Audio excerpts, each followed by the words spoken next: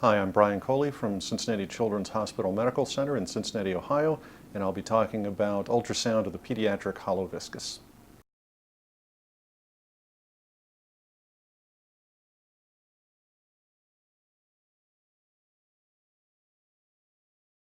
Today we're going to talk a little bit about imaging of the pediatric hollow viscus, and I'll talk some about children with vomiting, children with inflammatory disease, necrotizing enterocolitis, and obstruction. Not too much about masses, although ultrasound is still very useful for that. Now, if you haven't done a lot of bowel ultrasound, it's really important that you familiarize yourself with what you're looking at. And this wisdom from Thomas Morgan Roach of 1910 really speaks to us in any sort of branch of imaging, that before you can decide what's abnormal, you really do have to understand what normal looks like. And there are lots of resources online and certainly on SonoWorld's website about looking at bowel sonography, understanding the different layers of the bowel wall from serosa to superficial mucosa. So it's important to familiarize yourself with some of the anatomy as you're getting started. So necrotizing enterocolitis is an ischemic injury to bowel, and it most commonly affects preterm infants, but can affect any child who has hypoxia, congenital heart disease, may have hyperosmolar feeds, is under stress, or has sepsis. So it's a very common condition in the neonate and can be life-threatening. Radiology or radiography is the typical thing that we monitor these children with, and when the bowel gets sick, it stiffens and unwinds, and you get these dilated, stacked, fixed loops. As the ischemic process goes on, you may get pneumatosis intestinalis, and that's air in the bowel wall. You may get portal vein gas overlying the liver, and if the ischemic injury goes on long enough, you'll actually get perforation and free intraperitoneal air. And what's really becoming clear is that ultrasound is an incredibly sensitive way to look at the bowel, and probably is much more sensitive than plain radiography, particularly in a gasless abdomen, of trying to find out what's happening in these sick children. So this is ultrasound in a child with necrotizing enterocolitis. You can see that there is some fairly simple looking fluid around, but you can see that there are areas of abnormal bright echogenic mucosa, probably related to ischemia and hemorrhage within the small bowel. In another child with a similar looking, markedly abnormal hyperechoic mucosa, there is abnormal turbid fluid, this is the bladder, throughout the abdomen. As we put on color Doppler, there was certainly perfusion within the mesentery. It was less clear there was good perfusion within the bowel wall itself. And as we scanned around further, we were actually able to show the discontinuity in this portion of the small bowel with spillage of the enteric contents out into the abdominal cavity. So if you want to get started with this, I think this is one of the best papers to look at by Drs. Eppelman and Danneman from the Hospital for Sick Children in Toronto. And they did a very nice radiologic pathologic study looking at what happens to NEC. And in their scheme, which has been borne out in my experience and lots of other experiences, you start off with a normal bowel with normal little amounts of color Doppler flow. You then get thickening and hyperemia. As time goes on, the thickening persists, but the hyperemia starts to wane, and then the bowel starts to thin. And that's when it really gets concerning for perforation. So the bowel starts to thin, the color flow diminishes until you have these sort of barely perceptible walls, and this is the point where a perforation often occurs. So this is another example from their paper showing these abnormal thickened hyperemic loops, but then right in the middle you have this loop with some pneumatosis intestinalis, little dots of air within the wall, no hyperemia, so again you might think this is being worse, and at surgery, yes, this child had segmental areas of basically infarcted bowel corresponding to the abnormal ultrasound. On plain radiograph, pneumatosis intestinalis, when it's florid like this, is easy to see. You can see both linear, presumably serosal gas, as well as bubbly, presumably mucosal gas within this very sick bowel.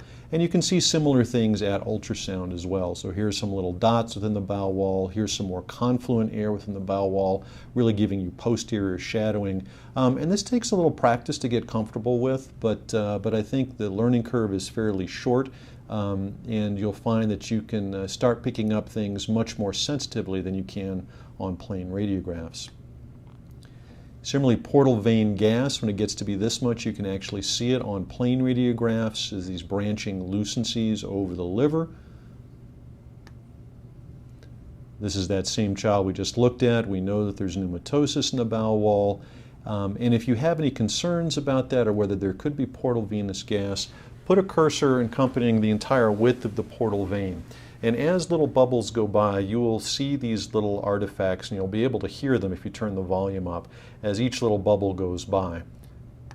And in this particular case, you look more broadly throughout the liver, and there are certainly lots of areas of linear pneumatosis.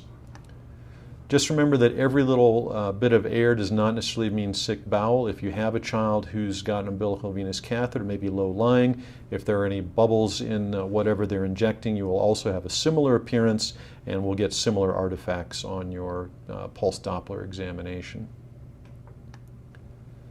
As necrotizing enterocolitis goes on, you can have perforation. This is a relatively subtle sign.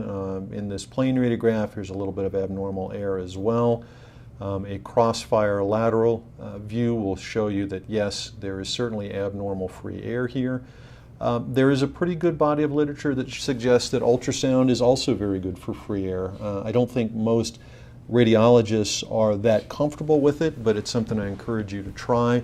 Particularly looking over the liver, you may see little bubbles of free air that may be very difficult to detect otherwise on examination.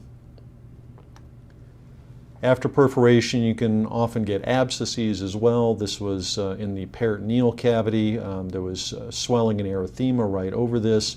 We aspirate and got purulent material. Occasionally, you can also get infections within other organs. This is a very small child after NEC, had tremendous hepatomegaly and elevated liver function tests.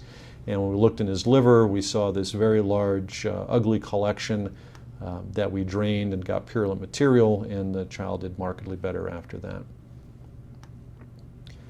Bowel obstruction is an area that isn't used, where ultrasound isn't used quite as much. Plain radiography is still the dominant role, but there are certainly ultrasound findings to be aware of, and occasionally ultrasound can help make the diagnosis or augment the diagnoses that are made with other methodologies. Duodenal atresia is a classic plain film diagnosis, really doesn't need much help from ultrasound. Typical double bubble sign, dilated stomach, dilated duodenal bulb, gasless remainder of the abdomen. But here's a child who had abnormal prenatal studies and certainly has an odd gas pattern, but also has this abnormal echogenic rim calcified mass in the periphery. And as we ultrasounded him, we could see here's this contained meconium pseudocyst. Here's the child's enema examination as a microcolon. And this child had multiple small bowel atresias with perforation and this meconium pseudocyst. This 7-day-old preterm had no stool, had bilious orogastric aspirates, and it was a little unclear what was going on with this child. The gas pattern wasn't terribly abnormal, but certainly there were some peculiar densities overlying the liver. As we went with ultrasound, we could see that there are multiple little punctate echogenicities around the liver, all sides of it. Here's the enema examination showing a small colon filled with meconium. More of the same, and perforation actually in this child with small areas of calcification in the peritoneal cavity. This child's another term newborn with vomiting, distension, and failure to pass meconium. As we look here, we see multiple abnormal, very thickened looking bowel loops with this complex material within it. Here is the enema examination showing a microcolon, very tiny, tiny colon, probably some reflux into some meconium-filled ileum. And this is a case of meconium ileus in a child with cystic fibrosis.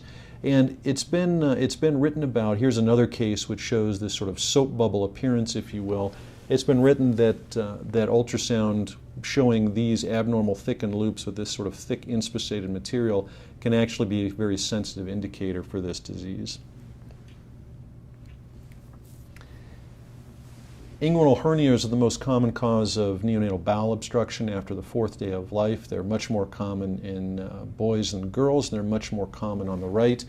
And certainly if you have something like this, where you have enlarged inguinal folds and actually gas within the scrotum, it's not a mysterious diagnosis, but most aren't always that clear. Ultrasound is a terrific way to look for hernias. In this particular child, you can see the internal ring. Here's a loop of bowel. Here's the hernia back up in the abdominal contents. Doppler is very important to help decide whether these could be strangulated. In this particular case, the hernia was incarcerated, meaning it couldn't be reduced, but if you look at the amount of color flow in the intra-abdominal loops versus the amount of color flow within the herniated portion, you can see it's much less, indicating that there's vascular compromise and incarceration. So let's talk a little bit about the vomiting infant. Medical causes, the most common is gastroesophageal reflux. You can have gastroenteritis and various formula allergies. Usually imagers are called when we're concerned about a surgical cause, in which case we're really considering hypertrophic pyloric stenosis, which should have non-bilious vomiting, or whether there's malrotation and midgut volvulus, in which case there's bilious vomiting. So hypertrophic pyloric stenosis is hypertrophy of the muscular channel leading out of the stomach. It happens between the ages of 0 and 3 months. These children typically project with non-bilious projectile vomiting. If it's been going on long enough, they can have dehydration and weight loss. You may see hyperperistalsis along the abdominal wall, like in this child. And while very few people feel for it anymore, you can actually sometimes feel the palpable olive that is the hypertrophied pyloric muscle. Ultrasound is absolutely the methodology of choice for the diagnosis. You typically use a high-frequency linear or curvilinear transducer, warm gel, and scan the right upper quadrant, somewhere between the supine position and right lateral decubitus position, to best visualize the pylorus. You've got to have some fluid in the antrum, because as we go on, you have to distinguish the antrum from the pyloric channel itself.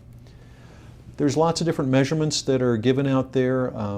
Most people use a unilateral pyloric muscle thickness of 3 millimeters, as well as elongation of the pylorus of 16 millimeters. The unilateral wall muscle thickness is the most reliable. In my experience, surgeons still want to know what the length of the channel is, not so much for deciding whether the child has pyloric stenosis or not, but if they are going to do a laparoscopic pyloromyotomy, they want to know how long to make their incision so as to get complete relief from obstruction and not to get a mucosal perforation. So here's a normal looking pylorus. Okay, I don't even measure them when they look like this. Normal antral bowel wall, normal pylorus, normal duodenal bulb. As a bonus, please pay attention. Here's the superior mesenteric artery, always surrounded by a little collar of echogenic fat, and superior mesenteric vein showing a normal relationship, indicating pretty reliably that this child also has normal intestinal rotation. At real time, when you watch, you can see fluid easily go through the pyloric channel here into the duodenal bulb. Always a nice thing to be able to demonstrate. And when it's thickened, it's usually very, very obvious. So here is a elongated, thickened pyloric channel, okay, certainly much greater than 3 millimeters. There is mucosal hypertrophy centrally. Again, a normal superior mesenteric artery, superior mesenteric vein. Looked at in another particular case, here's a very thickened pyloric channel. This is about 4.5 millimeters. There is protrusion of pyloric mucosa back into the stomach, so-called nipple sign or teat sign. This is the upper GI equivalent of a mushroom cap sign, where you have the muscular channel pooching into the duodenal bulb. And then if you look at the transverse section again to get your muscle thickness, you can often see multiple channels here. Again, this is can be seen on upper GI as sort of the double pyloric channel sign. So what are some pitfalls? Typically, pyloric stenosis is a fairly straightforward examination, but if you don't have any fluid in the antrum, you can't tell what's antrum and what's pylorus. Similarly, if you have too much fluid in the stomach, that can push the pylorus away posteriorly, and I'll show you some tricks for that. And then there's pylorospasm, where the pylorus doesn't open normally, and you'll have a long channel, but typically not a thick channel.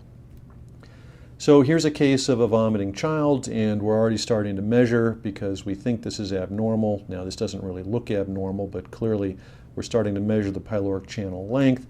There's only a little bit of fluid in the antrum, but this I like to roll the child up a little bit. Things start to look fairly normal, and then lo and behold, everything just dumps right through, and this is a completely normal child. So you need to have some fluid in that antrum to make sure you know where the margins of your pylorus are.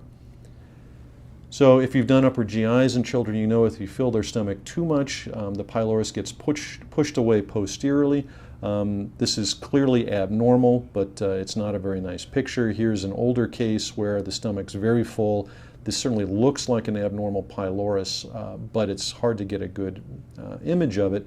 So if they truly have pyloric stenosis, you can wait for them to vomit again, to empty their stomach. You can put an NG tube down, which personally I wouldn't bother with. And one thing I learned from some of my friends at Boston is that you can turn them and look at them prone. So you can lay them on their stomach and look through the back, here's the kidney, and actually get a very nice view of the pyloric channel posteriorly. So that can sometimes help you out. Again, pylorospasm is when this pyloric channel you can watch for many, many minutes and it just won't open. You know, it certainly isn't normal. There's no fluid going through, but there's no muscular thickness there at all. And for these, you just have to be patient. You have to be willing to walk away and give it a little time. And eventually, almost all these cases, eventually this will open up. You can see that, yes, there is no muscular hypertrophy. There is no real elongation of the pyloric channel. There's a normal duodenal bulb. And this child has pylorospasm, not pyloric stenosis. Just a couple of surgical pictures from the literature. When you do them open, this is what that olive looks like, that hypertrophied muscle. This is the longitudinal muscle splitting incision come down to the mucosa.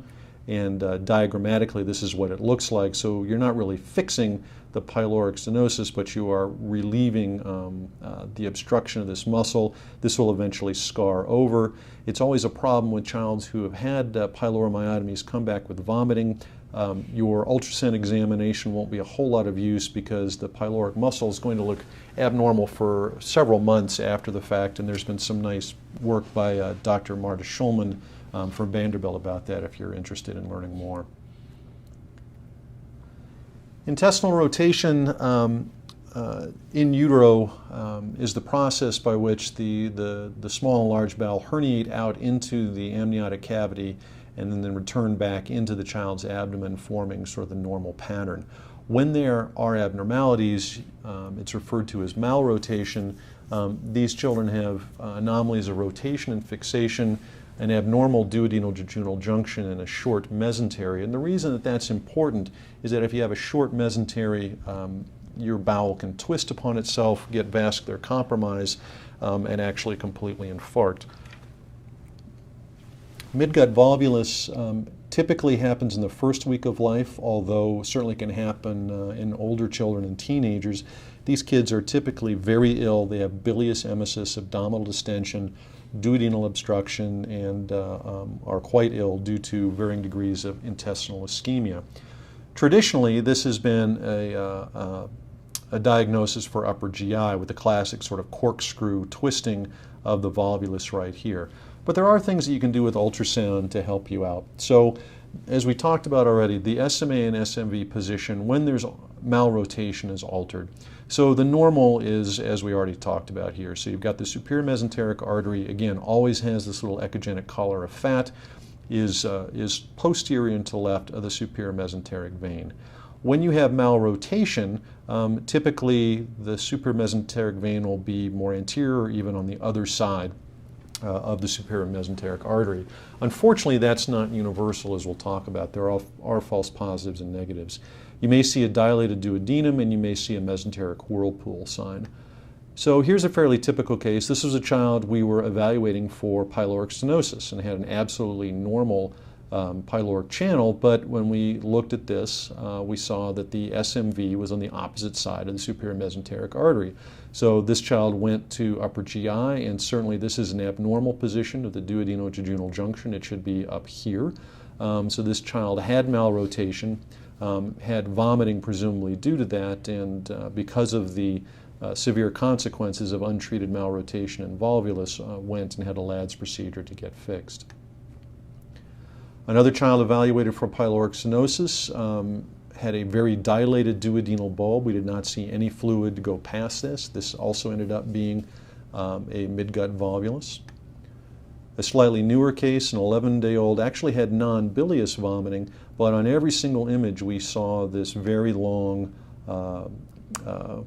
pyloric channel, dilated duodenum, abnormal position of SMA, SMV, and at upper GI had classic corkscrew sign of midgut volvulus.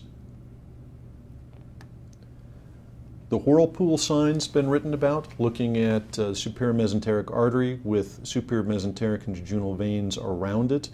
This particular case, this is what we saw on grayscale and Doppler. Here is this child's upper GI again, showing a classic corkscrew appearance of midgut volvulus. Another child with mesenteric whirlpool. As we go down from top to bottom, I think you can appreciate swirling of vessels and intestinal structures. Here's dilated veins around the superior mesenteric artery, again in a child with midgut volvulus. So this has been talked about for a long time. Unfortunately, up to 3% of children with normal position of the SMA and SMV can still have malrotation, and thus just looking at the presence of the SMA and SMV cannot exclude malrotation. Now this gets into an area that's a little bit controversial and that there's still being work done on, is what's the definition of malrotation? So for a radiologist, it's what's the position of the duodenojejunal junction. For a surgeon, they typically are more interested in, does the duodenum go behind the superior mesenteric artery? And certainly on CT, when we talk about malrotation, that's what we're looking for. We're looking for the duodenum going behind the superior mesenteric artery. So what if we applied that same criteria to ultrasound? And Dr. Yousefzadeh from Chicago has written some very nice papers showing that that if you see the third portion of the duodenum posterior to the superior mesenteric artery, that you've excluded malrotation. So this is a pretty controversial view. Not everyone believes this, and there are certainly some aspects of the technique that have to be worked out. However, embryologically, this still makes sense, even though it does violate traditions. It's not always easy to do these examinations. Not everyone's as good as Dr. Yousefzadeh at doing ultrasound, and experience is still limited, but this still seems like another promising avenue for ultrasound into the diagnosis of malrotation and volvulus. So let's talk about abdominal pain in children for a little bit. There are literally dozens of causes, and many cases never reach any official diagnosis. Again, we're usually trying to differentiate between medical and surgical treatment, and in that end, imaging plays an increasingly important role, so much that it seems like people don't even examine patients anymore, they just go right to an imaging test. Appendicitis is still the most common cause for emergent surgery in children. There's approximately a 4 per 1,000 incidents and an 8% lifetime risk. Classic symptoms are periumbilical pain, moving to the right lower quadrant with fever, associated with nausea, vomiting, and anorexia. The clinical exam and presentation is much more difficult and much less reliable in very young patients. Imaging is typically either ultrasound or CT. There is lots of literature on that. I think the pendulum is very much swinging toward ultrasound, certainly as a first-line examination, with CT or MRI being used as a follow-up or problem-solving tool. There are certainly issues of expertise and time and what sort of alternative diagnoses you can see, but certainly I think most pediatric imagers would agree that ultrasound is the first way to go. So ultrasound is very useful in children, even though we have some very large children out there, generally using high-frequency linear transducers, sometimes curved linear for larger children. You need to use the graded compression technique because many appendices will be retrocecal and you have to push the gas out of the way, and that can sometimes be difficult due to pain. So I usually start with the where does it hurt approach, and I only let them show me with one finger. If they can't really localize it to any one spot, my internal suspicions drop, but I start scanning right where they say they hurt the most.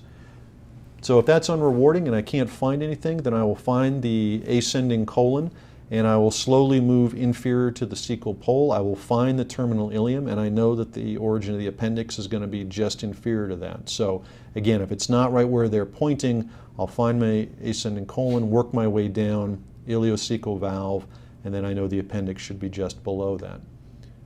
So you've got to do graded compression. You scan around with light pressure to get yourself oriented, and then you slowly start pressing harder. And I think it's very important not only to watch the screen, but watch your patient's facial expressions while you're doing this, because that will often give you some indication. If you have a stoic child who won't tell you if it hurt, if you're seeing them grimacing where you're scanning a particular location, that should tip you off you're in an area of abnormality.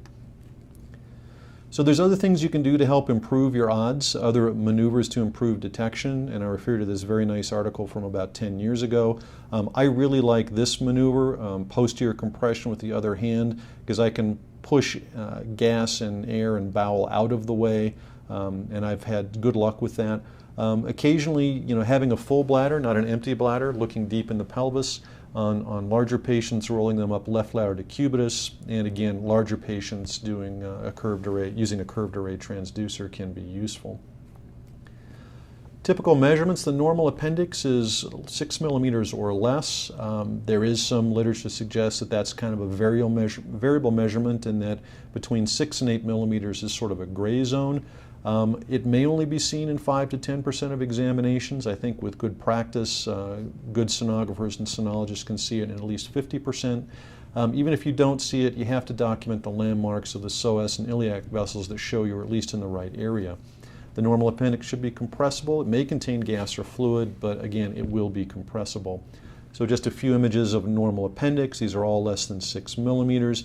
You can see normal layers, gut signature of the wall. It's compressible, it's thin, there's no surrounding fluid or inflammatory change. Another nice normal appendix, normal bowel wall, this one draped right over the iliac vessels. Another one in a slightly thicker child, but again, normal appendix, normal thickness, no tenderness. They can be filled with fluid, that's okay. But again, you see normal bowel wall, no surrounding induration of the fat or other suspicious findings. The vascularity, it used to be said that a normal appendix wouldn't have any vascularity. Clearly, as our equipment has gotten better, you can see vascularity in a normal appendix. That really depends upon your machine. So what is appendicitis? Well, it's enlarged, greater than 6 millimeters, especially greater than 8 millimeters. It's non-compressible. You may have an appendicolith. You may see hyperemia with color Doppler, depending on the degree of inflammation or ischemia. And then very importantly, especially in kids, is adjacent echogenic fat or fluid. So not much doubt about this, very large inflamed appendix. It's quite large, over 1 centimeter in size. And pay attention to the inflammatory mesoappendix and fat around it, because that's a very good indicator in children that you do have appendicitis. Another case, very large appendix, almost 1 centimeter in size, very hyperemic with power Doppler interrogation, a little bit of induration of the periappendiceal fat. Another case, slightly more heterogeneous, but again, 9 millimeters thick, thickened wall, still has normal bowel wall layers, but a little bit of abnormal echogenicity in the fat, hyperemia, and a non-compressible appendix.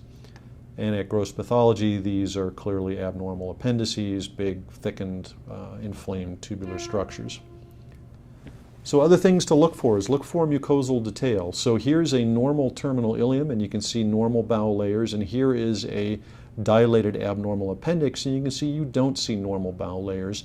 You also don't see, only see intermittent flow around it, and that's because this is an appendix that's in the process of becoming gangrenous and dying. Similarly, here's a larger patient using a curvilinear probe. We see this abnormal appendix. The patient was very tender, very poor bowel wall detail, and also not much hyperemia, because this was an infarcted appendix. Here's one that's even a little further. This is echogenic fat around it. Patient was exquisitely tender over this area, and this patient actually has pneumatosis within the wall of the appendix and a completely gangrenous necrotic appendix. Again, look at all the echogenic fat around it, a very good secondary sign. You really do need to see the tip of the appendix because sometimes you can just get inflammatory changes at the very tip of the appendix. This is an older case, but Everything else was normal, but only right at the tip. Was it dilated? Was there a little bit of abnormal fat and a little bit of hyperemia? And again, just one more plea to really use echogenic fat. It's a very good secondary finding, certainly an abnormal appendix, but if you look at the surrounding fat, if you had any doubts that this wasn't appendicitis, this should really tip you over. Look for appendiculitis. They are commonly associated. They're not always seen on plain radiography. Ultrasound's much more sensitive. Here's a small one, slightly larger one. Here's a very large appendiculis in the appendix. Just another couple. Here's one out near the tip. Here was one that was larger and near the base. And again, while you're looking around, make sure you look down into depth of the cul-de-sac to look for any potential abscesses. Look up in Morrison's pouch. Okay, this is a very large appendiceal abscess from a perfed retrocecal appendix. And again, look down the pelvis. Here's another couple of post-appendiceal abscesses. So how good are we? We're really pretty good. The sensitivity is probably 85, maybe a little bit higher percent. Using color Doppler can help. Using these other ancillary findings like echogenic fat can help. If you have a absolutely normal right lower quadrant ultrasound, even if you don't see a normal appendix, that still has a negative predictive value up to 95%. And that's important because not seeing the appendix is not necessarily a failure of the examination. There is still very good value in that exam for that patient. What are some false negatives? Well, you can have very early appendicitis, you can have a tip appendicitis you don't see, a retrocecal appendix, which can be difficult, a perforated appendix where the contents will be discharged and won't be enlarged. False positives can happen in cystic fibrosis, Crohn's disease, or Meckel's diverticula.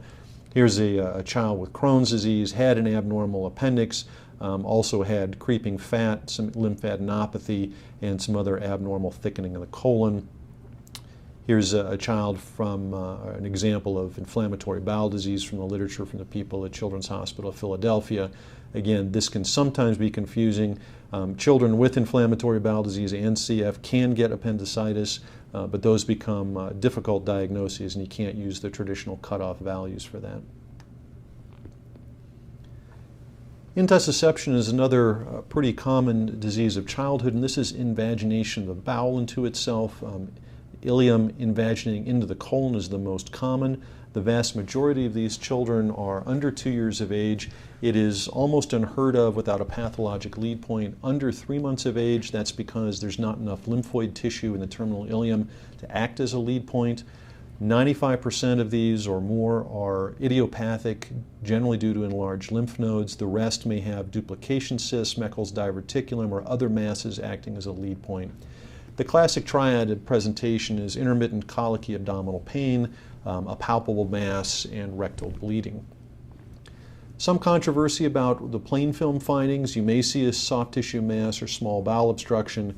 Supine films can certainly be normal, and using decubitus or prone views can help.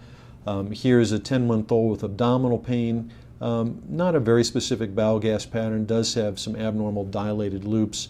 Wonder about that little soft tissue mass, and that did turn out to be an intussusception.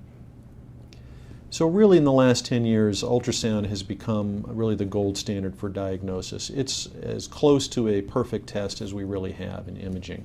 And what you're looking for is the invaginated bowel, which can have a pseudo-kidney appearance. It's been described, multiple layers, looking at echogenic and invaginated mesentery. Often see lymph nodes. You may see a pathologic lead point. And you can also use it to assess for bowel viability or for potential success of intussusception reduction. So to look for this, you need a high-frequency linear or curvilinear probe. You need to carefully search the entire abdomen. Most of these will be found in the right abdomen. And you just use some gentle compression. Gas is really not a problem because if they have an intussusception, that's going to displace the gas out of the way and you'll easily be able to see the solid mass. So a slightly older case, here's the real kidney, here's the pseudo-kidney of an intussusception. In transverse views, you can see the layered appearance. A more recent case showing you the intussuscipiens, or the recipient bit of bowel, the intussusceptum inside, along with some of its echogenic fat from the mesentery. Another case with some path correlation, you can see lymph nodes within the intussusceptum. You can see that there is still flow within the intussusception, indicating that, that the bowel is still viable. Just another case here is the intussuscipiens, okay, intussusceptum inside with lymph nodes, again, long segment of intussuscepted bowel. Some older literature, but still has proven value that if you have positive blood flow, that is good for a reduction rate. If you have absent blood flow, that's a bad finding. Have necrosis, probably not going to be able to reduce that child. Reduction enema is the treatment of choice. Some people still use liquid media. Air is probably safer than liquid agents. Success rate is upwards of 90%, depends upon the duration that the intussusception has been there and whether or not there's a lead point. And clearly, if you're not successful with surgery, if you're not successful with the air enema, you're going to need surgery for that. So these are just some images from an air reduction. You start off, you can see this soft tissue mass. As you put air into the bowel and distend it up, here is the intussusception. You gradually push that back, and eventually the mass disappears, and you see filling of small bowel loops, indicating that there's been a successful reduction. And again, if you're not successful, they'll have to go to surgery, and here you can see a mass within the cecum, and the surgeon gradually pulling out the intussuscepted ileum, decompressing the colon. Recurrence certainly can happen in upwards of 5% of cases. You can diagnose them and treat them the exact same way. Again, this can happen without the presence of a pathologic lead point, so don't worry about having to do recurrent evaluations or reductions on these patients. As you start looking, you'll find small bowel intussusceptions. These are transient. They can be seen in lots of viral illnesses. They're pretty common with Henoch-Schönlein purpura as well. Most are under 3.5 centimeters long, and they rarely require surgery, but they look like ileocolonic intussusceptions, just smaller. So here's a couple of typical ones, longitudinal transverse. Again, these will be very transient. We can't do anything about them, and when you see them, go back a few minutes later, and odds are it won't be there. A couple of other entities. Here's a term newborn with vomiting, distension, again, failure to pass meconium. Has some abnormal dilated loops of bowel. We were asked to do an ultrasound. We see this abnormal mass.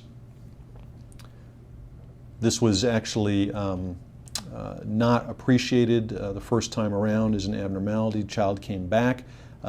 Here's the mass again. And what this is a duplication cyst. So these are GI tract duplications. They're usually round, but they can be tubular. They often have a GI signature because they are pieces of bowel, and these can cause complications from intussuscepting, causing obstruction. If they have gastric or pancreatic mucosa, they can bleed, they can get secondarily infected. So this is a child that had some vomiting, actually had a CT scan first, which showed this abnormal cystic mass adjacent to the gallbladder, and we did an ultrasound of it. This is a classic duplication cyst with a gut signature and a bowel wall. Just another instance, these are very common down in the right lower quadrant. Here is a child who is having some pain, has this complex cyst with some internal debris, but if you look very carefully with the linear transducer, you can see this bowel gut wall signature, and at operation this was, again, a duplication cyst with a typical GI tract wall.